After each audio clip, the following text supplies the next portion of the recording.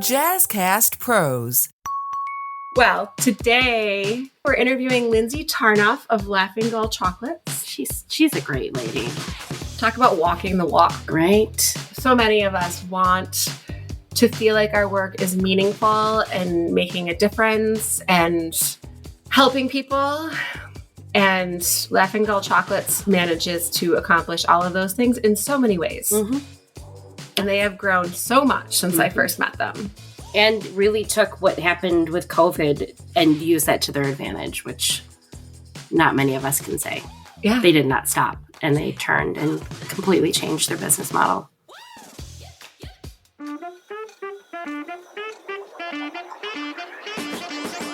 Hey ladies, do you own your own business or are you considering starting your own? Are you craving connection and are ready to feel seen? It's time to get real about what it takes to make it as a woman business owner. My name is Kelly Bush. And I'm Kelly Metris. And we're the hosts of Getting Real with Bossy, the podcast that unites and educates women business owners through real, raw, and honest conversations. So Lindsay and her business partners at Laughing Gull Chocolates managed to hit all of the bullet points on what we want work to look like. So I hope people enjoy her story. I don't want to give away any info. That's You'll right. have to listen. All right. Enjoy. Enjoy. Hey y'all, I'm Erica Sorbello and I'm the owner as well as the stylist at Gallery Salon located at 4 Elton Street in the neighborhood of the Arts in Rochester, New York. We specialize in everything from lived-in hair color to vivid creations, haircuts, wedding hair and makeup, structured manicures, gel extensions, and the best nail art in the city. We work closely with Rochester artists and makers to carry an array of handmade goodies for you to shop from. Gallery Salon is proud to offer gender-neutral pricing and we are a certified LGBTQ+ safe zone. Our space and staff are welcoming and down to earth. We know you'll be comfortable to come as you are and celebrate your individuality at Gallery Salon. You can find us at galleryhair.com and Facebook or Instagram. Give us a call at 585-271-8340, or better yet, swing by and meet us and see what we're about. Gallery Salon, located at 4 Elton Street in the neighborhood of the Arts in Rochester, New York. All right. Welcome back to another episode of Getting Real with Bossy. First of all, I'd like to thank Jazzy. Thank you, Jazzy. At Jazzcast Pro. Mm-hmm. All of the thank yous. Mm-hmm. Since I don't think she got to record our giant blurb of thank yous that we did at the Frontier episode. I don't think so. No, but Jazzy is amazing. And what she's done for us and what she's done for the people listening and allowing these stories to get told and allowing people to feel like they're not alone and that they're not crazy. Yeah. That is all Jazzy. So we do the talk and she makes it sound nice so that you guys don't have injured ears. Yes. Or listen to my coughing fits or whatever else. It's just, she's or the crazy. dog barking. Mm-hmm. Yeah, she's amazing. And I know that when I proposed doing podcasts, I don't know, 4 or 5 years ago, we thought we could do this all on our own. And I can't imagine the time. I don't know how she does it in the time frame that she does it. Yeah. Because it would take me a month. Jazzy's a rock star. She's a rock star. We should have her as a guest. We should. Hey, Jazzy. Hey, Kelly. How you doing? Hey, Kelly. I am excited. I am exhausted. Exhausted too, but I am literally counting down days right now. I know. I have a hotel room and I'm not sharing with anybody because I'm selfish. So even though we're going to have to work the retreat, I get that time to myself and I am looking forward to it. Yeah, me too. I keep thinking I'm going to bring like a list of work to do, but I think at the end of the day, I'm just going to probably put on. We're not going to have time to do anything. I know. I keep thinking but when I get back to the room afterwards, but no, I'm just going to probably relax and watch Law and Order reruns till I fall asleep in my bed with no responsibilities. Like 1990s Law and Order? Oh, yeah. Like Lenny? All the Law and Order. I love Lenny's my man. Mm-hmm. Well, today we're interviewing Lindsay Tarnoff of Laughing Gull Chocolates. She's a great lady. I wish I could accomplish what she has accomplished in how she puts so much of her morals and values into her work is incredible. Absolutely. My name is Lindsay Tarnoff. I am one of the 3 owners of Laughing Gull Chocolates, located on East Main Street in Rochester. Well, welcome, Lindsay. Thanks. We are big fans of your chocolate. I have lots of questions today because I love chocolate. I am a dark chocolate fanatic, so I like extra lean in.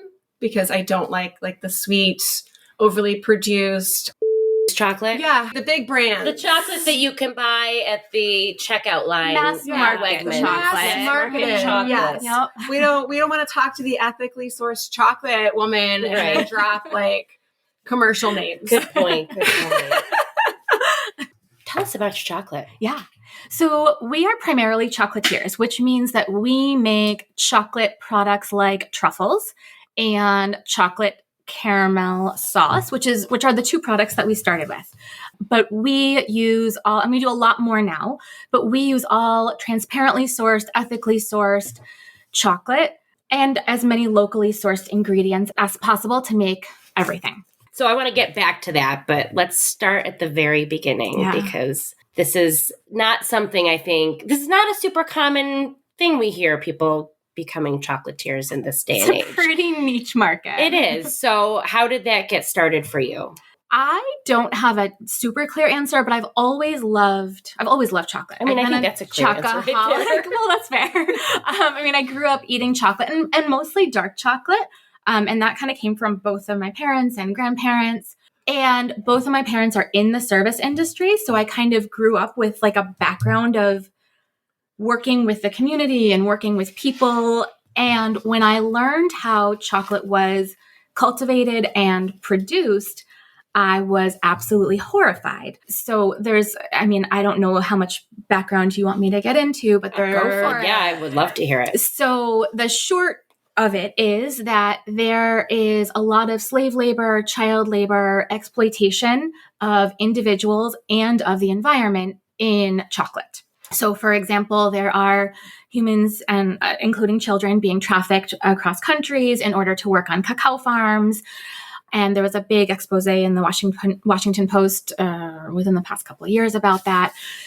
And then all over the world, there are rainforests being chopped down in order to grow rows and rows of cacao plants, which is great in the short term for the yield of cacao, but it makes not very good tasting chocolate. And it's obviously very bad for the environment. So when I started learning about all of that, I stopped eating chocolate for a very short amount of time. It didn't last very long because I realized that instead of just boycotting it myself, I wanted to do something about it. And I wanted to change the way that the industry works and the way that our society views commodities, but specifically chocolate, because like I said, I loved chocolate. Damn. I know. Talk about doers, right? Well, and so it took a while to get there, right? That was in college. This sucks and I'm going to change it. Yeah. For the world to see. Yeah. I just got the chills. I know. I got a little tear. That's amazing. That's fantastic. So how did you get started? I was in college and studying Spanish and government and working with a history professor. So I was writing my capstone paper on the history of the morality of chocolate. And so the history of the morality of chocolate. Yeah. I kind of want to read it. Is that something that's published? It is not published. Do you have it a is book? Online. Working on it, Kelly. Yes, fantastic. Yes. We'll get there. So writing that paper and digging into all of that research really just kind of got me thinking about the industry, the history, and then, of course, current day industry, and started learning even more. So, for example, especially back in 2005 when I graduated, the industry was largely white male dominated and almost exclusively in America and Europe. That's changed slowly a tiny little bit in the past 15, almost 20 years, but it's still pretty much white male dominated. And so again, changing that. I worked with immigrants in DC for a while. Meanwhile, in the background, writing my business plan, moved back to Rhode Island and accepted a job at a local culinary university. And while I was there, I took some classes in pastry arts and also was working towards my MPA. So have some of that background and then the nonprofit background. And while I was working at the nonprofit, I had the opportunity to start at a kitchen business incubator. So a business incubator specifically for anything culinary related. Okay. And so that opportunity came about, and I was like, well, this is it. Like, if not now, when? And I jumped right in and learned by doing.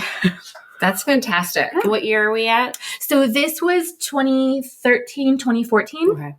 So in how Rhode Island. did Laughing Gull move from Rhode Island to Rochester? Well, we can blame my husband for that, or Okay. give him the I was responsibility. going to say, Either or way. thank him, Or I guess. thank him, That's thank how we him. met you. Yeah. Very happy that you're in Rochester. Yeah. I feel like I've had, and I know you can both relate to this in some ways, I feel like I've had 15 different startups Mhm. because I had the startup in Rhode Island. And, at the time it was kind of like a hobby. And we must have just started dating at the time that I started the business.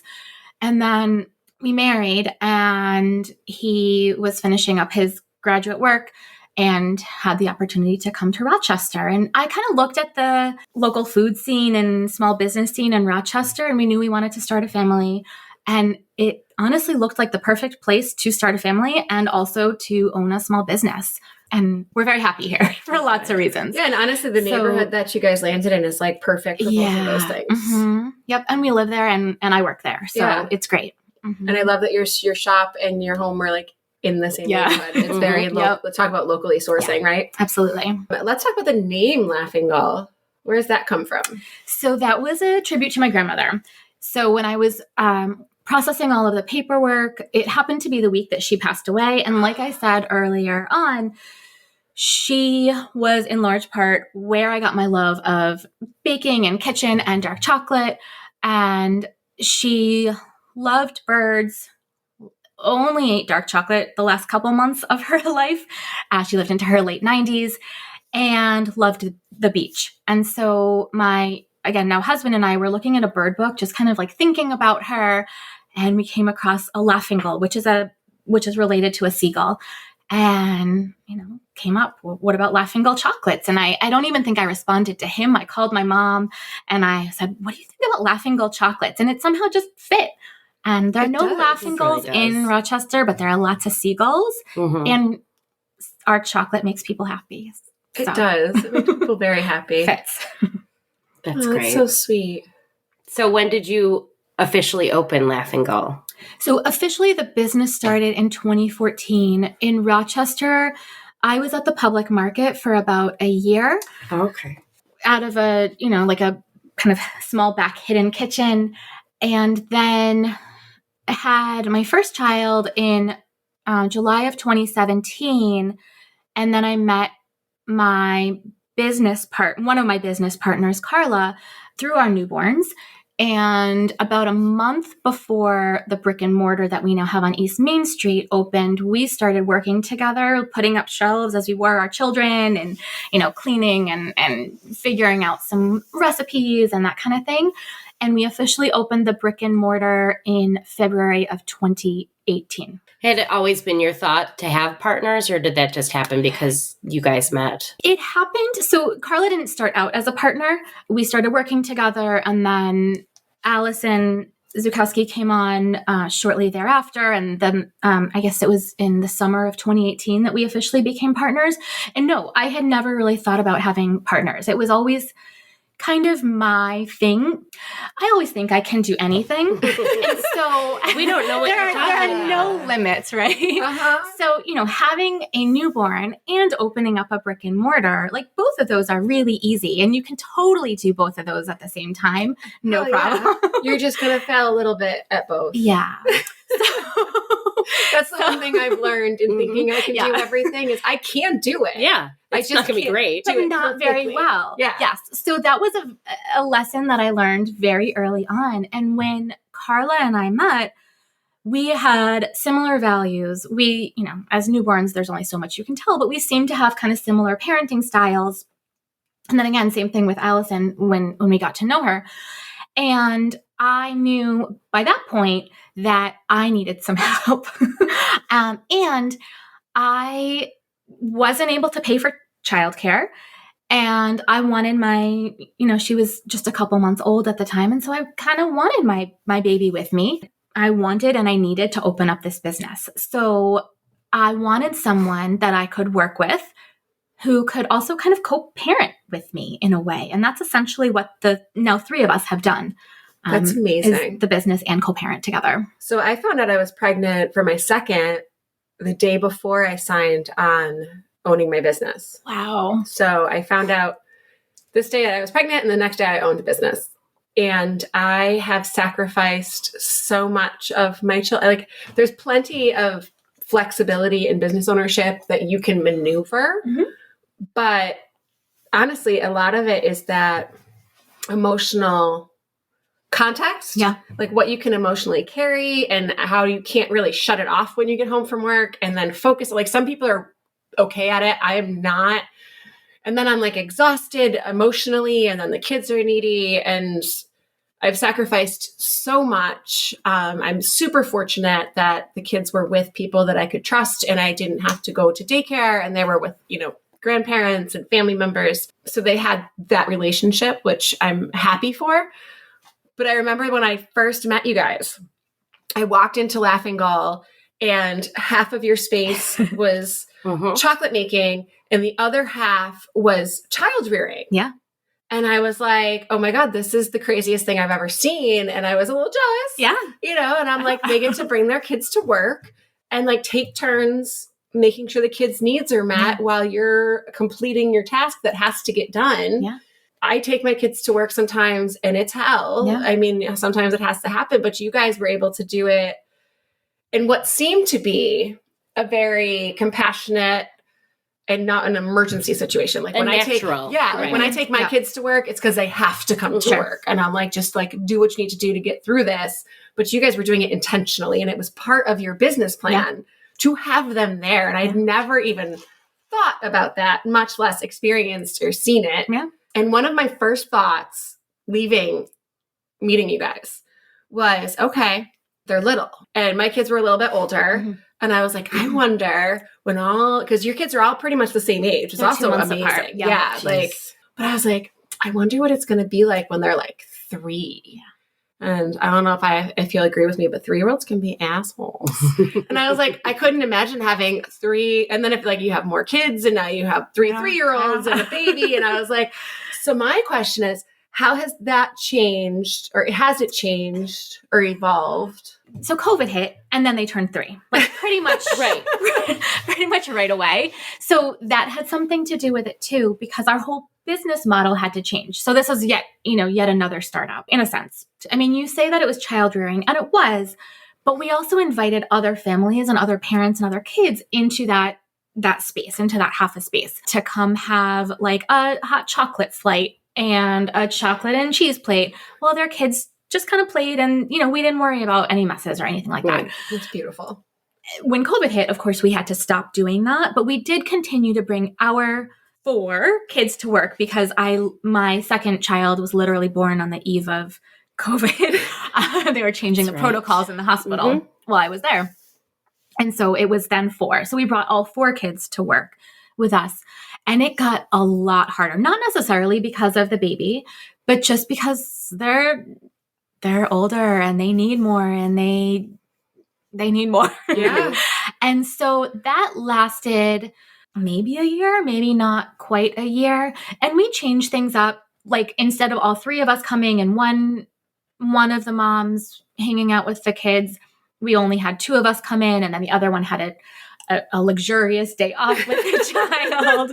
And then about a year ago, so 2021 we're at, in like the summer, September, we decided that was not enough, and we need more space for production and shipping, which had taken off for our business, which was brand new to us. And, for all of these other things in our business space, and we no longer had the space or capacity to take care of our kids. Some of our kids started preschool, and then we also used Marvelous Minds. And I know you've had Rosa on this show.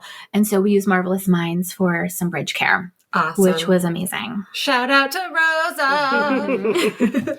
Rosa Marie at marvelousminds.com, bridge care. Well, and Rosa, who also transitioned her business to meet her needs and her childcare needs. So I want to go back a little bit, because COVID didn't just change how you ran your business in terms of parenting, but it also changed how you ran your business. Yeah. Can you talk more about that? Yeah.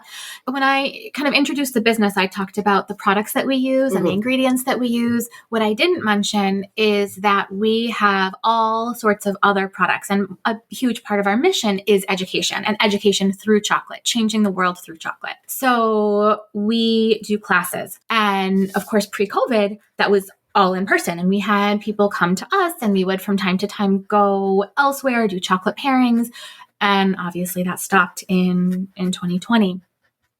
And pretty much right away, we shifted or pivoted or whatever word you want to use. We hate that word, but go ahead. Know. Use the P word. Well, as long as you're using it in the context of COVID. Right.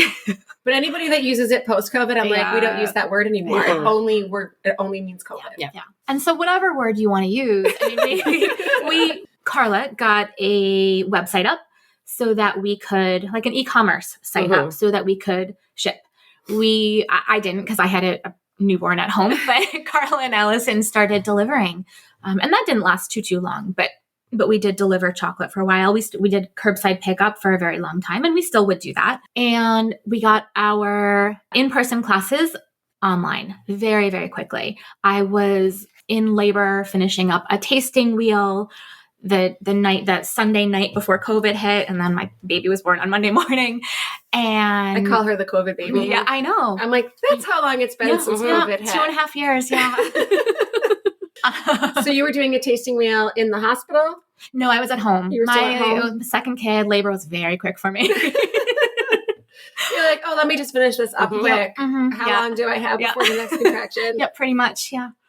That is motherhood and business ownership in a nutshell. That's what you do, right? Whatever you gotta do. Yeah. So we got the tasting wheel up, and then within a week we were doing online classes. Because were you doing online classes, or were your partners doing online classes?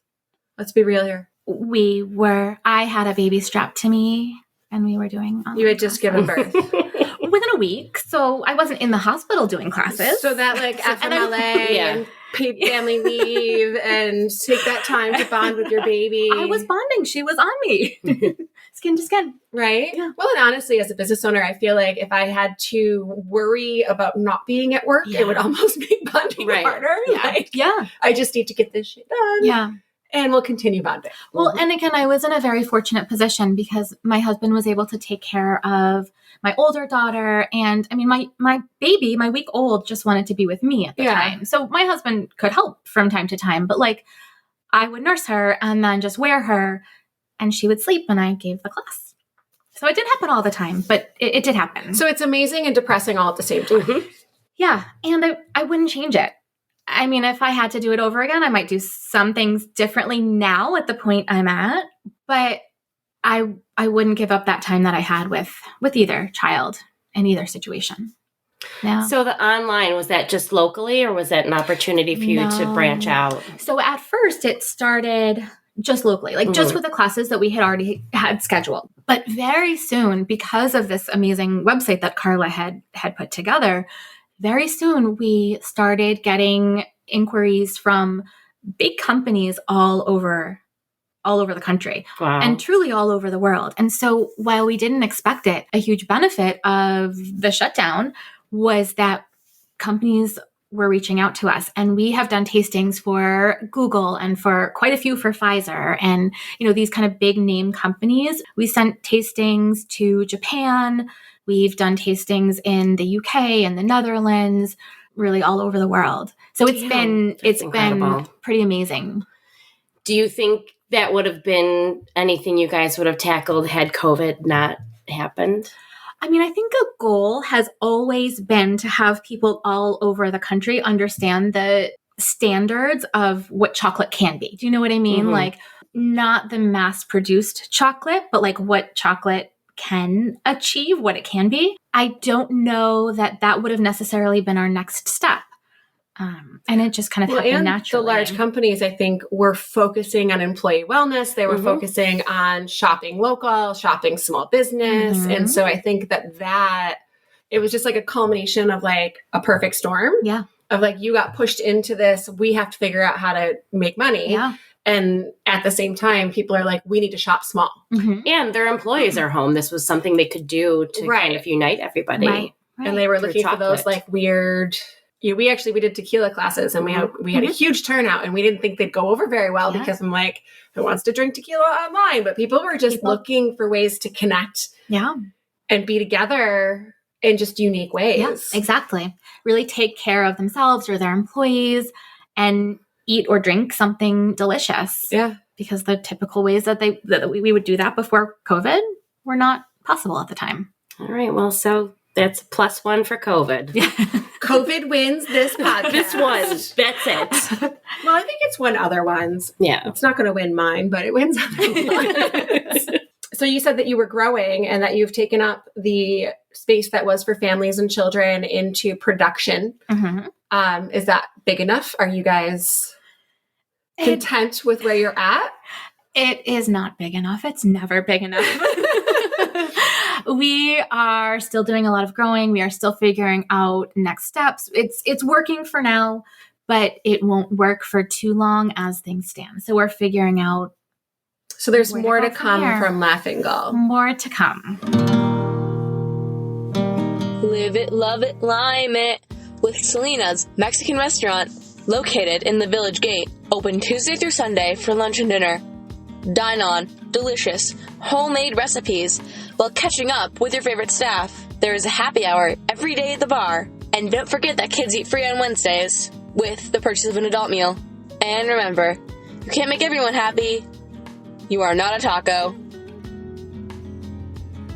The Union Tavern is a beautifully restored building with a rich history and views of Lake Ontario. Featuring New England favorites and hearty comfort food, everyone will have a favorite dish. From large groups to intimate dinners, there's plenty of space to celebrate special occasions. Come visit us at 4565 Culver Road, right across from the Jackrabbit.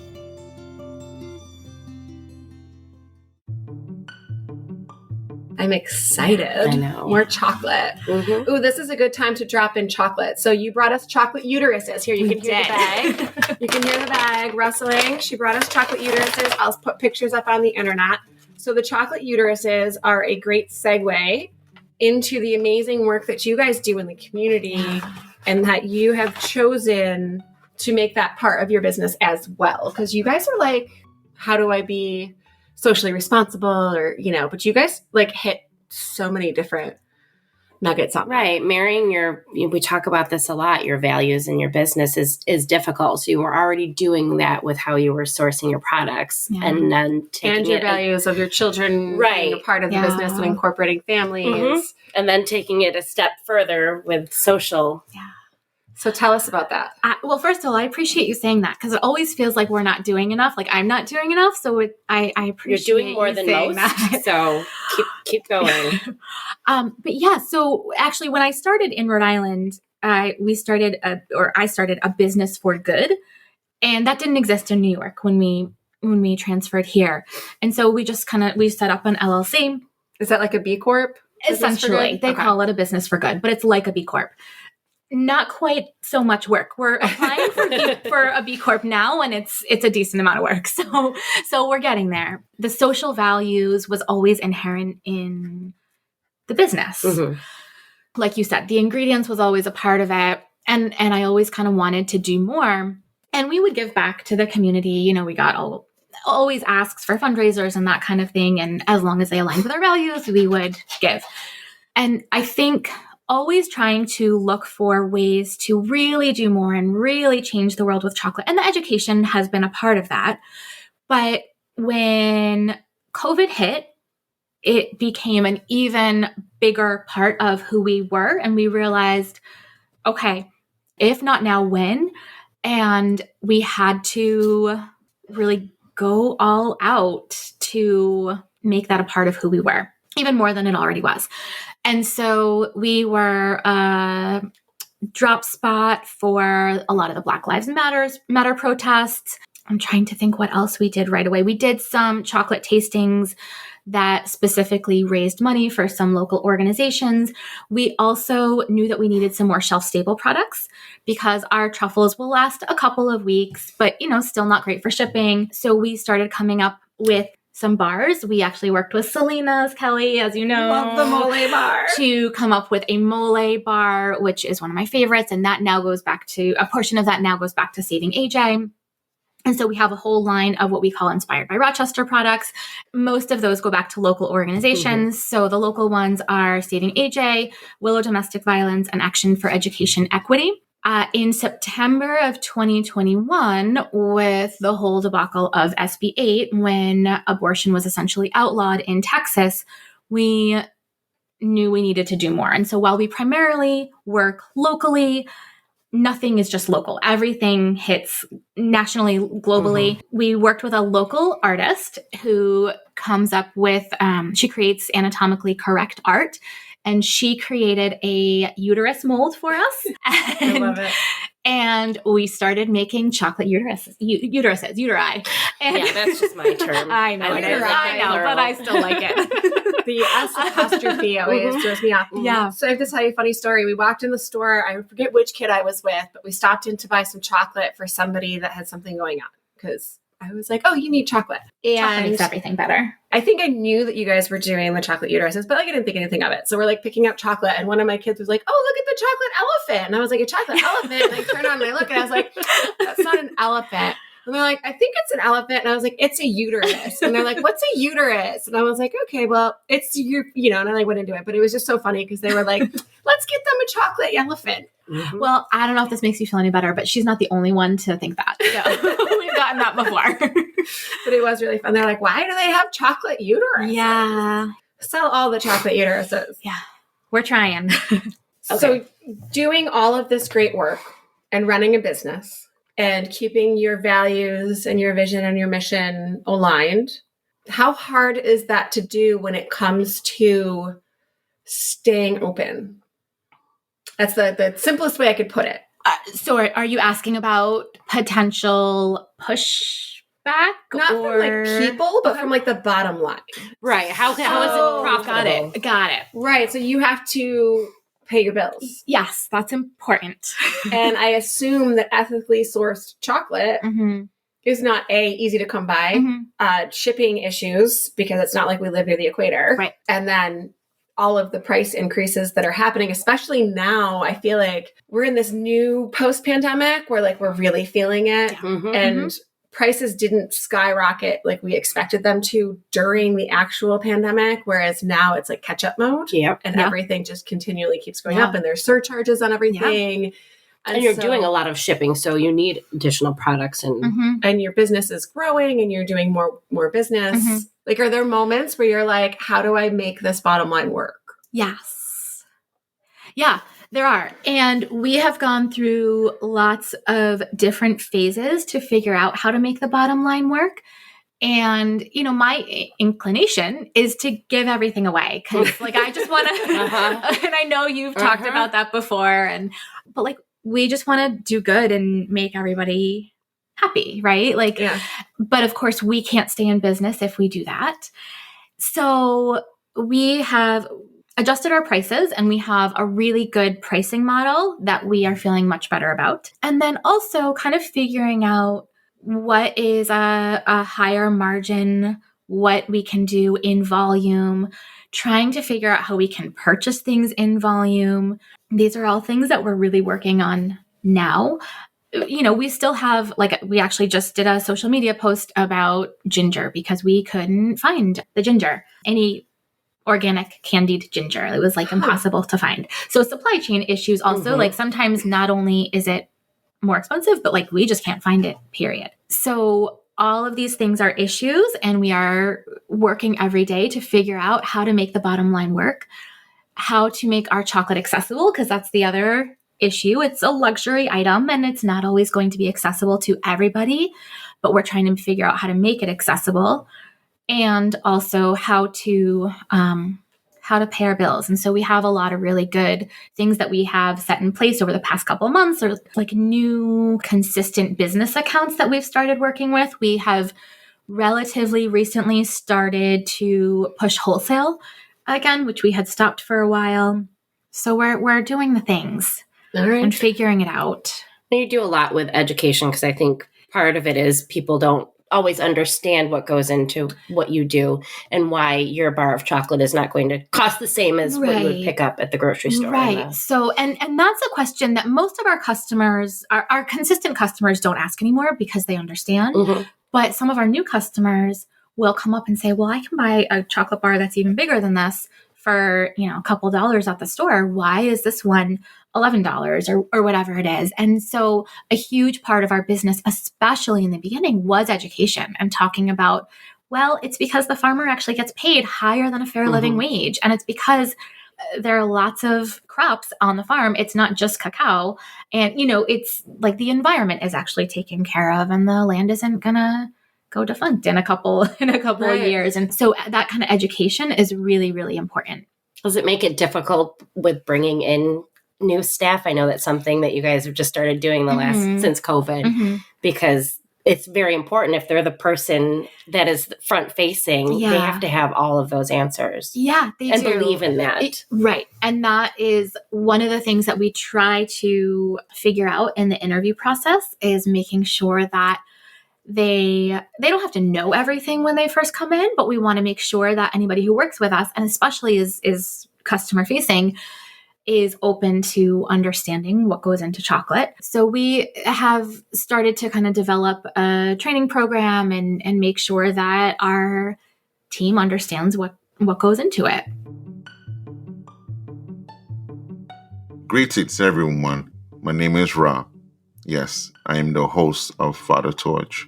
I would like to take this time to invite you in my discussions on very, very important topics of being a Black and brown father in today's society. Being a parent, the other parent, we face trials and tribulations too. We have worries, we have feelings. Here at Father Torch, we promote the advocacy of being the dad you wish you had.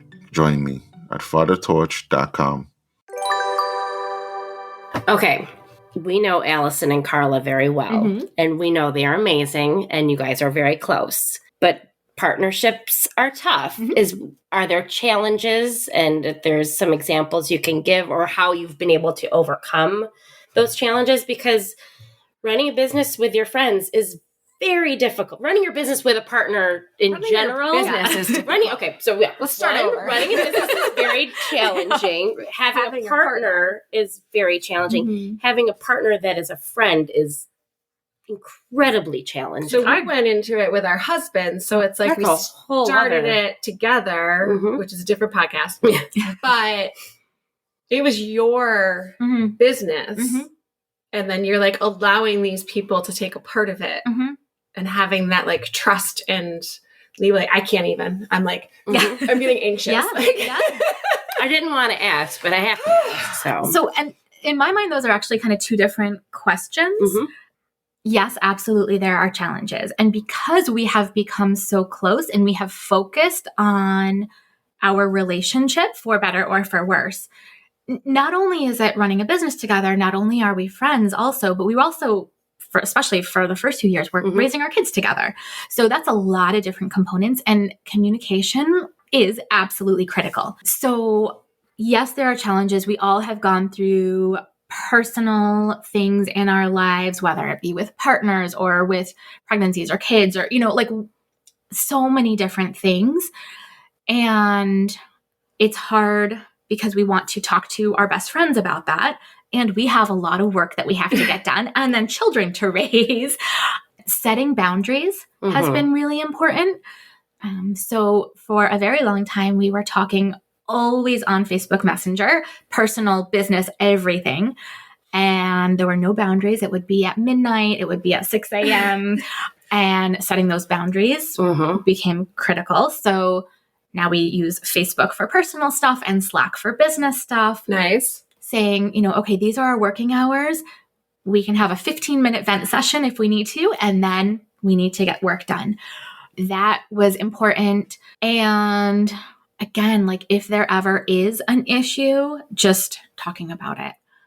And so there was something that came up fairly recently I was frustrated with. And so I, called my business partner and I said, here's what's going on. Let's figure this out.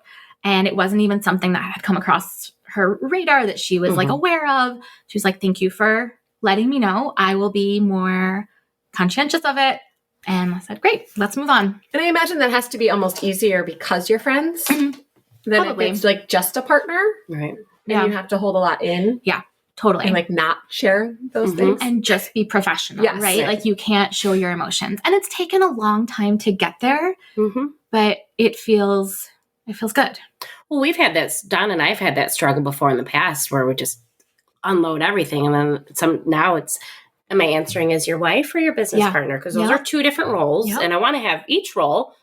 They're both important, but how I'm going to answer is going to be really different. You need to set up a class on that. Right. I'm like so jealous of how you guys can segment and separate. You got it. Put it on the schedule for 2020 Business plan. That's great. And you've taken retreats and stuff where you guys have just gone away, three of you, to talk about business and to talk about your partnership. Yep. Yeah. And That's so fantastic. we call it married. We joke that we're all married. And it's been 4.5 years, I think. And so, that's not a ton of time, but it's enough time that we have figured things out. And we've gone through the ups and downs. And we've done retreats together with outside people to kind of help us work through things. Yeah. That's amazing. Yeah. And you guys have come so far in that time. Like from where I first met you and to like walking in the shop today. It is like a completely different building. Yeah. Yep. Absolutely. The last time I was in, I was like, oh my God, I can't believe this is the same place I walked into like 4 or 5 years ago. Yeah. More to come. Yeah. I'm excited about that. LaughingGullChocolates.com. Changing the world through chocolate. Love it. So in person, come visit us in the North Lincoln Village, 1868 East Main Street. We are online at laughinggullchocolates.com. And then you can find us on social media through Laughing Gull Chocolates. And that's Laughing Gull, like a seagull. And you can order through your website? You can order through the website. Yep. There it says buy now or shop now, and there are lots of opportunities to do that. You can also order a tasting through our website or make an inquiry about a chocolate class. And we do private classes and then also have these public classes that we've talked about. And you do virtual classes for people who are not in Rochester? We do. You can order the chocolate and do a class? We ship the chocolate and we'll send you a Zoom link. And will you ship one of you?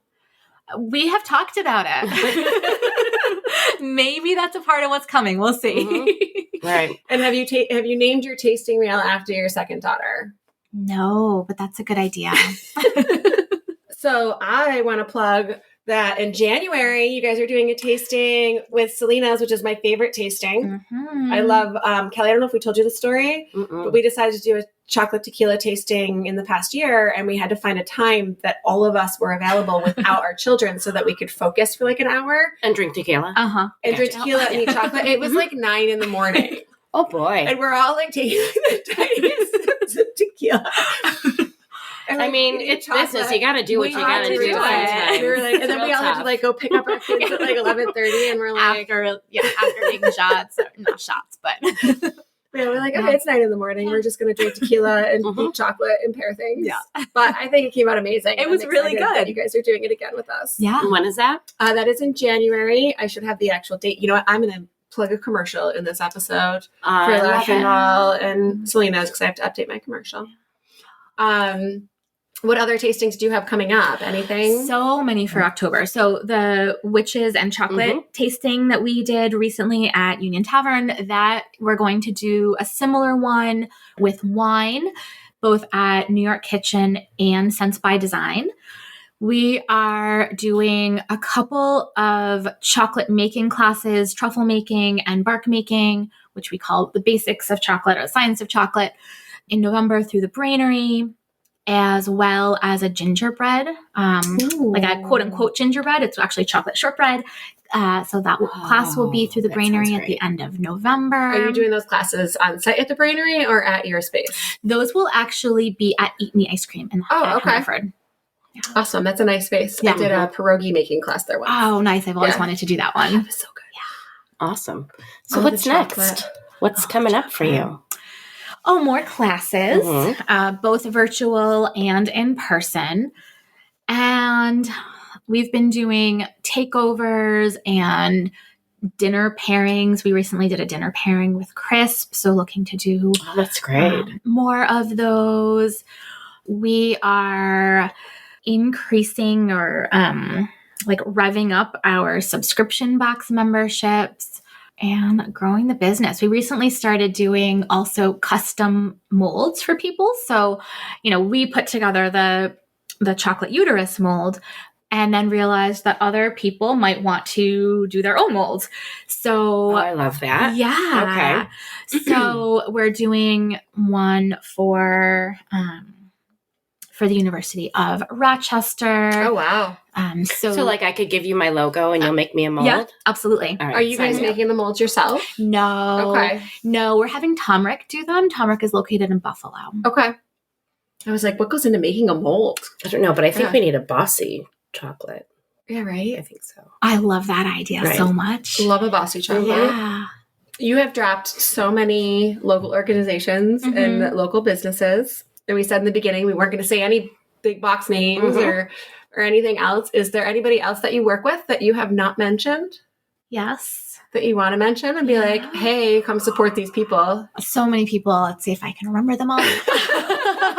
So one inspired by Rochester product, or a product that gives back that I didn't mention, is we have a Pride Bark that gives back to the Trevor Project. So another national organization. We do a lot of chocolate and wine pairings with Living Roots. We've done quite a few chocolate and beer pairings with Roarbox, which is not women owned, but Black Button. Black Button. We're actually doing something tonight. We're doing a cocktail and chocolate pairing, which will be so much fun. You guys are so busy. I know. Yeah, we've been doing a lot. And now that my older kid, our kids are in kindergarten, we feel like we have a lot more capacity. So it is very helpful. Kudos to public school. Yeah, that helps. It helps for sure. And we have an absolutely amazing assistant manager who can help run the store when we're off at meetings or doing podcasts or whatever it is that we're doing to run the back end of the business. I love so many things about your story. Thanks. I feel like we just covered like 4 hours worth of information in like 30 minutes. I don't know, but I'm looking forward to maybe having you back next year because I feel like the way you guys work together and the ideas you have and the way you grow, you're going to be in a different spot next year. And I would really love to bring have you all back. of them in. I was going to say, I think we will be. And I think it would be great to have Carla and Allison on as well. So, yeah. All right. We'll have to do a check-in. Yeah. I love it. See where you're at. I'm going to secretly dance over here in the corner, even though you guys can't see me. We keep talking about doing a YouTube channel. We got to get our cameras Well, I have it ready, so. You got it ready? So when I secretly dance, people can see it? Absolutely. Well, Changing the world through chocolate. That's what we do. That's what we're trying to do. Thank you to Lindsay Tarnoff for joining us from Laughing Gull Chocolates. Love it. So I know their slogan's always been changing the world with chocolate, but like they're legit doing that. They're really changing the world, how the world sees chocolate. And I think that's just incredible. It's amazing. And what they've managed to accomplish and how they've managed to do it within their own value system is inspiring. Yeah. Makes me want to be a better person. I agree. You can find Lindsay at laughinggullchocolates.com. Make sure you book your event, either virtual or in person. And you can find them sometimes at our businesses because we love partnering with them. Make sure you join Bossy at bossyrock.com/join to stay in the loop for our happy hours and events that are coming up.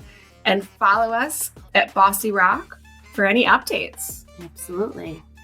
And tune in the next couple episodes. We're going to share some stuff that we learned at our retreat, and we're going to do some sound bites. Hopefully I'll get some time to interview some of the participants and some of the speakers. I'm really excited. Very exciting. Be bold, be brave, and be the boss. Kelly out.